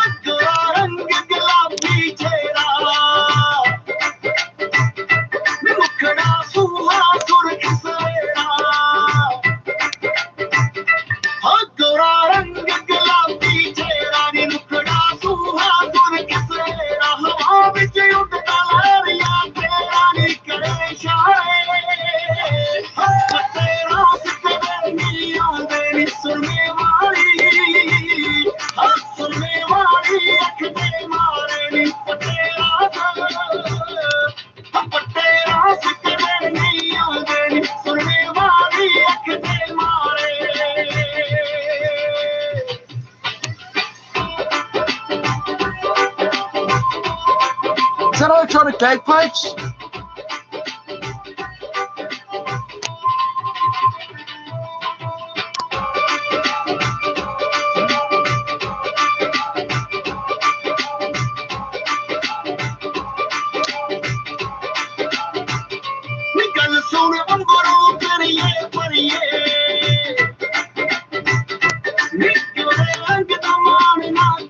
Yes, I'm cooking pork sausages while I listen to this. They're Italian sausages. The other ones were sea salt and black pepper. Those are sweet. And Italians in Little Italy is where this station is. I don't know what's going on anymore either. It's Toronto.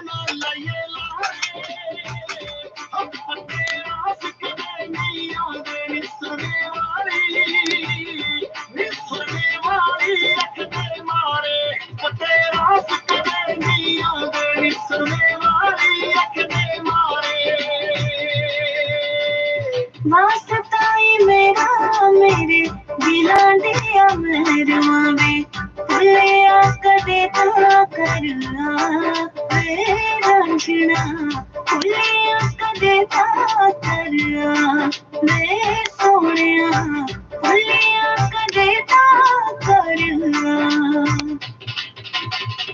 मैं तू जब ठुमक बाप करती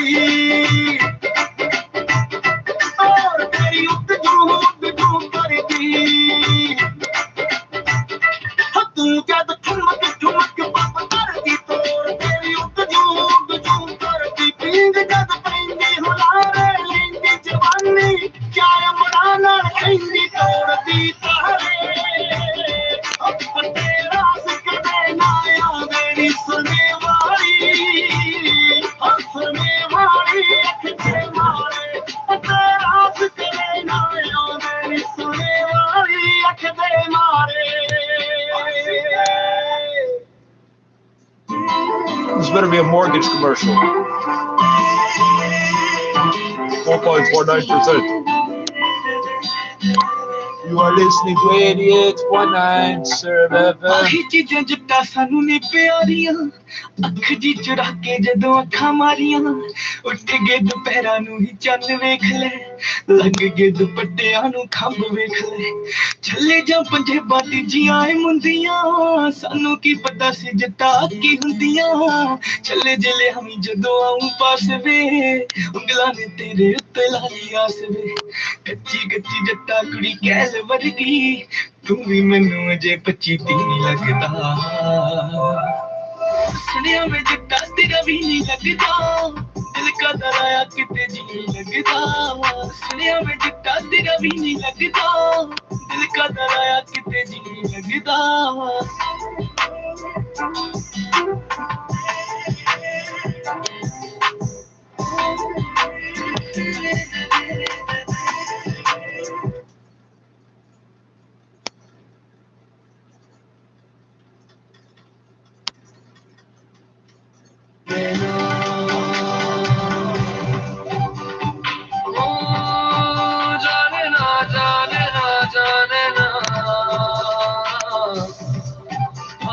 torn. Which one do I tune it to?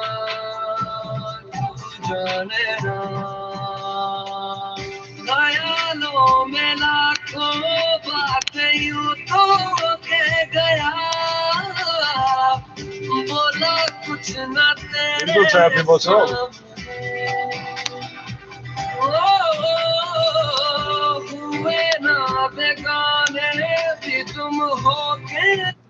Portable. City News Time 9:51. Now traffic and weather pose issues to being able to rehabilitate those ecosystems. So how do you catch them? I mean, I think people would get a kick out of catching one, but how do you then get rid of these along with the carpet? Like, do you have to go out and catch them? Like, how would you do that? Well, unfortunately, it's quite difficult. I'm not going to lie. You know, in this environmental field, and especially in the education and outreach portion of invasive species, what we've always encouraged people to do is prevent the introduction in the first place, right? There are still many waterways in Ontario and Canada that don't have invasive species or invasive fish. Exactly the same thing as airborne viruses. Ensuring that people don't release these things and don't introduce them, because once they are introduced, Acquired it becomes immunodeficiency impossible to eradicate the species from those ecosystems. So, you know, whether it's an aquatic plant like water soldier or a fish like goldfish, once they're in, once they're established, once they're reproducing, again, it becomes it becomes about mitigation rather than prevention or eradication, because it's just simply not possible in most cases. And when you do catch them, do they just become like a picture? Do they get put? What, like, I don't think you put them down, but what happens when you do catch one? Well, so that's a bit of a challenge. You know, in terms of what to do with the fish, you know, I never really advocate for euthanasia of invasive fish. And the reason being is because we have a number of native species that are lookalikes. You know, whether it's a lookalike of the common carp, or a lookalike of the goldfish, or a lookalike of the grass carp, which is another invasive fish, which we're consistently on the lookout for in the Great Lakes. The problem is that, and you know, a big part of my job is through the Invading Species Hotline, which is 1-800-563-7711, and receiving reports on our online database. You know, a number of those reports that come in when people suspect it's an invasive fish, it's actually a native fish. So I always encourage people to err on the side of caution and always make sure that they know that they're following the Ontario fishing regulations when they are out, you know, angling, to ensure that they know what to do with a fish when they do happen to catch one. Yeah. Take a picture, cook it up. No, I'm just kidding. I'm kidding. Brooke, I'm very good. Yeah, there you go. Look, I appreciate your, it's fascinating conversation. I really appreciate you joining us. Yeah, no problem at all. I really appreciate you having me on, Alex. And just again, you know, if Ontario's public, if they ever encounter an invasive species, be it terrestrial or aquatic, they should snap a photo and report it to 1-800-563-7711, which is the Invading Species Hotline. There you go. Brooke, good luck. Thank you. Thank you so much, Alex. That is Brooke Schreier, who's with the aquatic program that watches for the invading species in our lakes. But when you don't flush your fish, if they're alive, make sure they're really dead and slimy. Stay here with us. Alex Pearson on point, and this is Global News Radio.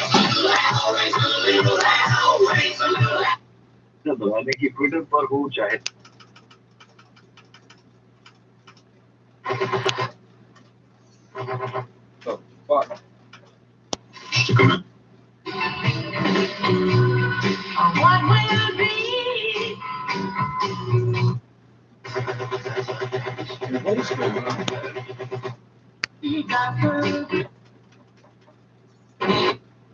आगे से कितों मुड़ मुड़िए मेरा हाथ छट किसे होर हाथ पाले आ पिठ पीछे बार तीर ऐसा सी तुम्हारे आ बोल भी ना सके अते हंजू भी ना निकले माड़ी ऐसी बीती साडे दिल नू तुम चाहे आ या जो गलाम सी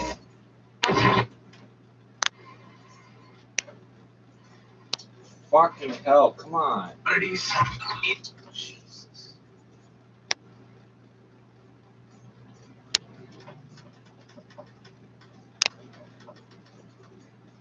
And wishes.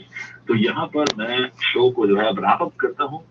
कल फिर मिलेंगे एक कड़क चाय की प्याली से भी ज्यादा करते हुए गीत माला के प्रोग्राम में. तब तक अपना खूब ख्याल रखें, अपनों का ख्याल रखें और दुआ में याद रखिए। गुड नाइट, शब खैर, शुभ रात्रि, God bless. You hear what he said? Because that's what it translates to, you know.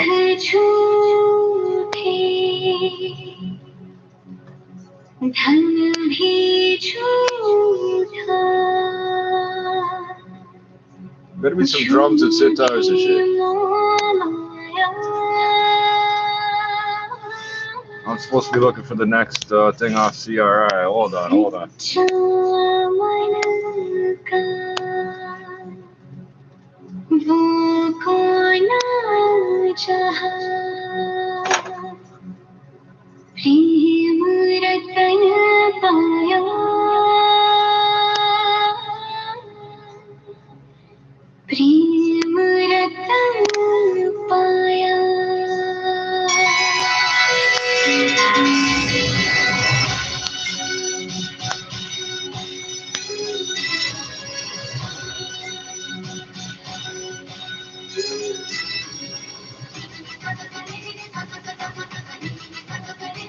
don't know if I like it.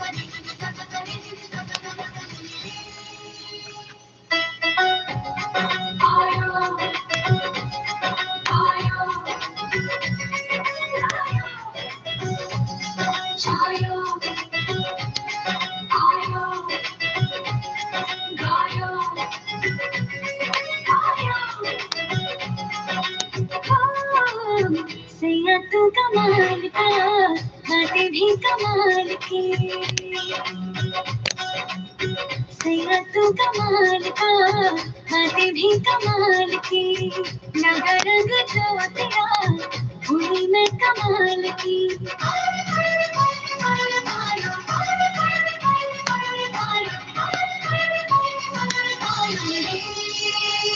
Prem Ratan Dhan पायो प्रेम रतन धन पायो रत मिलन की आया प्रेम रतन धन पायो मैंने प्रेम रतन धन पायो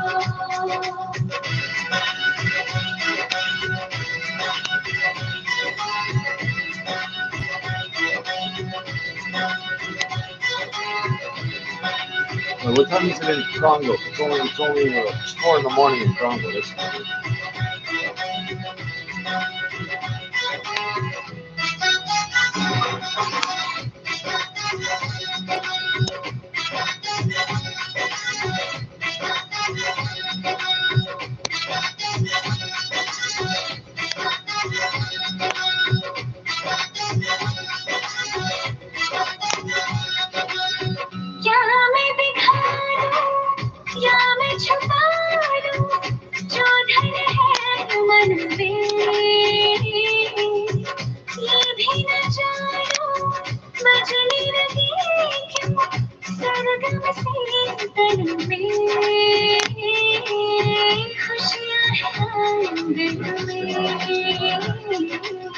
चेहरे पे आई मेरे रंग पे गुलाल की लगा रंग जो तेरा हुई मैं कमाल की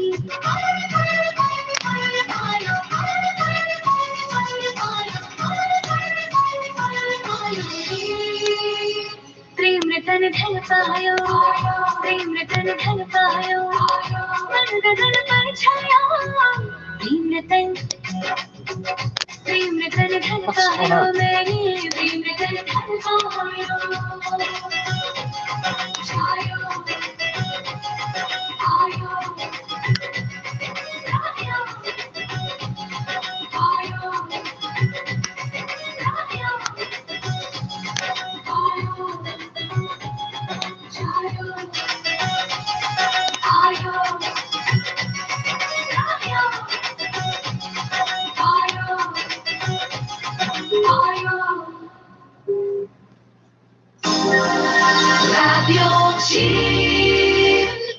होम लाइफ मेरिकल रियल्टी के बावकार ट्रस्टवर्दी प्रेसिडेंट अवार्ड विनिंग और प्रेसिडेंट टीम दुरानी के realtor brother Fayaz Durrani serving communities in GTA and beyond in their real estate needs since 2007. Expert in buying and selling residential, commercial and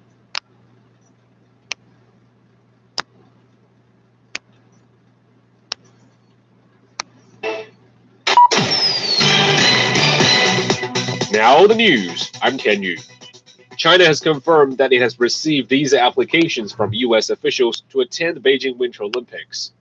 Foreign Ministry spokesperson Zhao Lijian says Beijing will process the applications according to international practice, regulations, and the principle of reciprocity. He also calls on Washington to stop politicizing sports. The Biden administration earlier announced that it will not send diplomatic or official representation to the Games. But reports say Washington has applied for 3-month visas for 18 personnel to attend the Games, including 15 working for the State Department and 1 for the Pentagon. Athletes around the world are finalizing their preparations for the Beijing Winter Olympics, as there are fewer than 40 days until the event starts.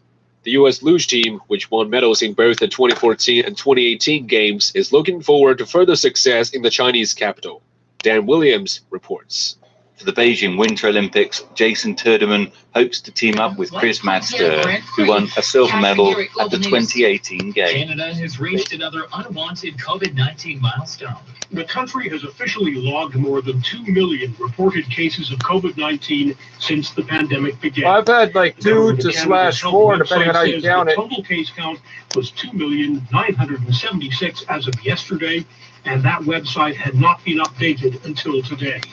The highly transmissible Omicron variant has spurred a surge in cases across the country, and analysts have said the true number of infections is likely far higher than the official count. President Alberto Fernandez is set to attend the Beijing 2022 Winter Olympics.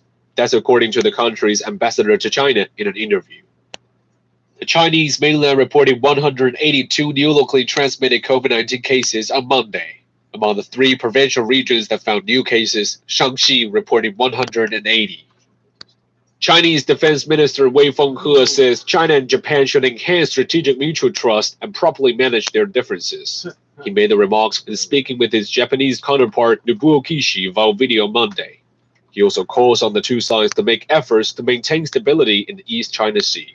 Nobuo Kishi has highlighted the importance of the bilateral defense exchanges and cooperation, saying Japan is willing to make effort to jointly build a constructive and stable relationship between the two countries. Iran says the nuclear talks being held in Vienna will focus on a new and joint document.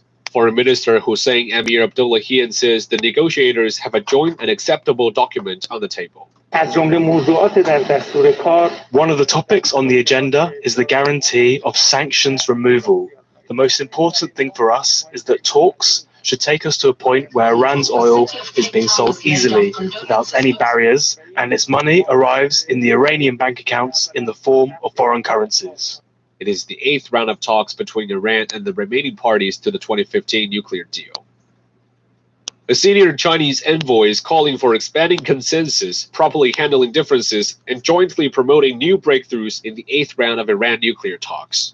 Wang Qing, the Chinese envoy to the UN and other international organizations in Vienna, says on the Iran nuclear issue and related nuclear non-proliferation issues, double standards should not be adopted in pursuit of one's selfish interests. The envoy says China will continue to support the resumption of negotiations between the United States and Iran on implementing the agreement.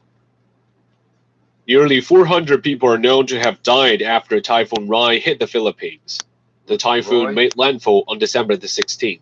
It has also injured over 1,100 people. Gretchen Melalat has more details. With this state of destruction, worrying about the COVID-19 pandemic is far from the people's mind right now. They're more concerned on how to survive day by day. With no food and water, they say they are more afraid of their families starving than getting infected with the coronavirus. Wow. China has unveiled 2 shortened negative lists for foreign investment as part of the efforts to further open up the economy and promote high-quality economic development. The number of items that are off limits for foreign investors will be cut to 31, down from 33 listed in the 2020 version. China also unveiled its 2021 negative list for foreign investment in pilot free trade zones, cutting the number of items to 27 from 30. And that's the news. I'm Ken. Come on, that morning.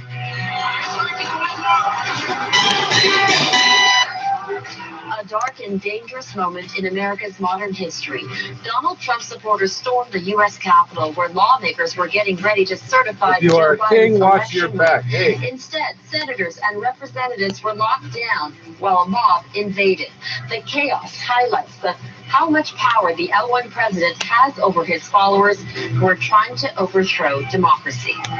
While all that was happening, President Trump stayed well hidden in the White House. Earlier at a rally today, he riled up his supporters, spewing more baseless allegations.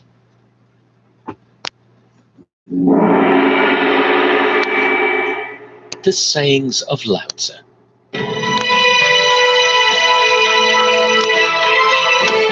Exploring the profound teachings of one of China's most important philosophers and learning how his sayings can be seen as the gateway to all mysteries. Episode 75. Watch Your Back.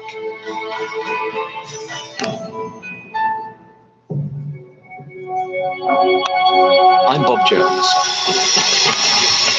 And in this podcast series, we're going to immerse ourselves in Lao Tzu's wisdom, which is gathered together as the Tao Te Ching, and learn how his sayings provided a roadmap not just for his contemporaries, but also how relevant they are for our lives today. Verse 75.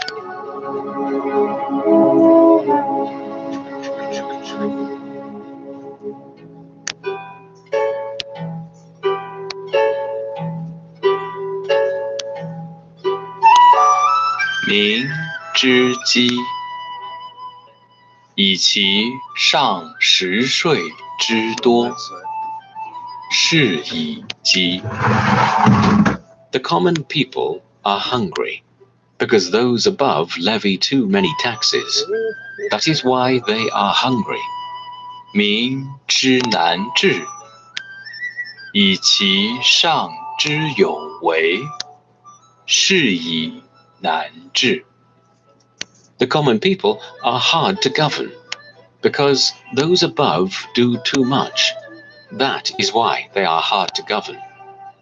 民之轻死，以其上求生之后，是以轻死。The common people take death lightly, because those above care too much for their own life. That is why they take death lightly. 夫为无以生为者，是贤于贵生。For those who do not do too much for their own life are wiser than those who seek luxurious life. Lao Tzu is seriously laboring the point with this next verse. It's clearly a subject close to his heart. Here he draws a link between the good life of those who rule over us and the poverty and hunger of the people beneath them. Poverty and hunger lead to desperation, and desperation leads to unrest. The answer, according to Lao Tzu, rulers need to give up their fancy lifestyles and their drive for ever greater wealth and take a little more interest in those further down the social scale. This is an age-old problem that never shows any signs of being solved. Emperors and empresses, kings and queens, rulers and regimes have come and gone because of this very problem. Power corrupts. Absolute power corrupts absolutely.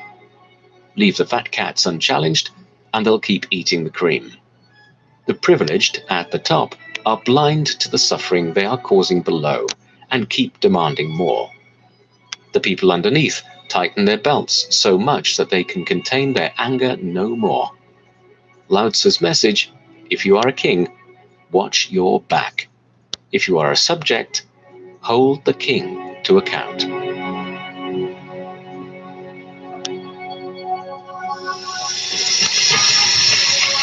The English translations of the Tao Te Ching and some of the explanations of those verses quoted in this podcast come from the book Thus Spoke Lao Tzu, a new translation with commentaries. Our special thanks go to the writer of this book, Charles Q. Wu, and the publisher, the Foreign Language Teaching and Research Press.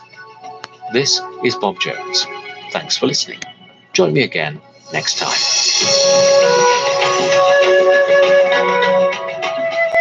This has been a China Plus podcast. If you've enjoyed the show, please give us a rating and be sure to subscribe wherever you listen. If you have any questions or feedback, please feel free to contact us via email at podcast@cri.com.cn or find us on Twitter, China Plus Pods.